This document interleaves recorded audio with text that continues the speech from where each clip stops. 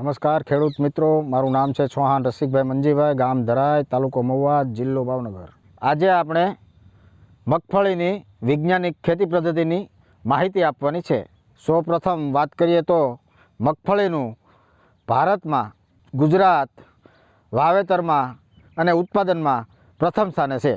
મગફળીના પાકને મધ્યમ કાળી અને ગોરાડું સારી નિતાર શક્તિવાળી જમીન વધુ માફક આવે છે। વૈજ્ઞાનિક ખેતી પદ્ધતિની વાત કરીએ તો સૌપ્રથમ આવે છે જમીનની તૈયારી। ઊંડી ખેડ, રોટાવેટર અને પાટ મારી અને જમીનને તૈયાર કરવામાં આવે છે। જમીન તૈયાર કર્યા પછી 1 એકર જમીનમાંથી 5 થી 6 જગ્યાએથી નમૂનો લઈ અને જમીન ચકાસણી લેબોરેટરીમાં આપવામાં આવે છે। આ જમીનના અહેવાલ મુજબ ખાતરોનું વ્યવસ્થાપન કરવામાં આવે છે।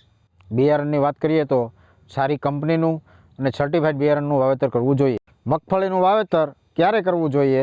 જૂનથી 15 જુલાઈની વચ્ચે સારો વરસાદ થાય ત્યાર પછી કરવામાં આવે છે। બીજ માવજતની વાત કરીએ તો FRI ટેકનિકથી માવજત કરવામાં આવે છે। આ FRI ટેકનિકમાં ફૂગનાશક, જંતુનાશક અને રાજ્યોબિયમ કલ્ચરનો પટ મારવામાં આવે છે। આ પટ વાવેતર પહેલાં 2 કલાકે મારવાનો। 2 કલાક છાયાવાળી જગ્યાએ બિયારણને સૂકવવામાં આવે છે, ત્યારબાદ તેનું વાવેતર કરવામાં આવે છે। પાયાના ખાતરોમાં ફોસ્ફરસયુક્ત અને પોટાશયુક્ત ખાતર 25 કિલો પ્રતિ એકર મુજબ વાપરવા જોઈએ। આ સાથે પ્રતિ એકર 4 ટન દેશી છાણિયું ખાતર અને લીંબોળીનો ખોળ અને એરડીનો ખોળ 1 એકરે 50 કિલો નાખવો જોઈએ। વાવેતર અંતર 45 બાય 10 સેન્ટીમીટર રાખવું જોઈએ।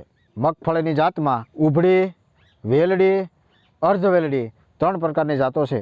પીડીલાઇટ સંસ્થા દ્વારા છેલ્લા 5-6 વર્ષથી ટૂંકા ગાળાના ઉત્પાદન વધારવા માટેના નિદર્શનો થઈ રહ્યા છે। આ ટૂંકા ગાળામાં 12 થી 18ની જાળીમાં વાવેતર કરે છે। ટૂંકા ગાળા વાવેતરથી એકમ વિસ્તારમાં સામાન્ય વાવેતર કરતાં છોડની સંખ્યા વધે છે, જેથી ઉત્પાદન વધે છે। વાવેતર કર્યા બાદ 20 થી 25 દિવસે હાથ નિંદામણ કરવામાં આવે છે। જો નિંદામણ વધુ હોય તો આંતરખેડ કરવામાં આવે છે।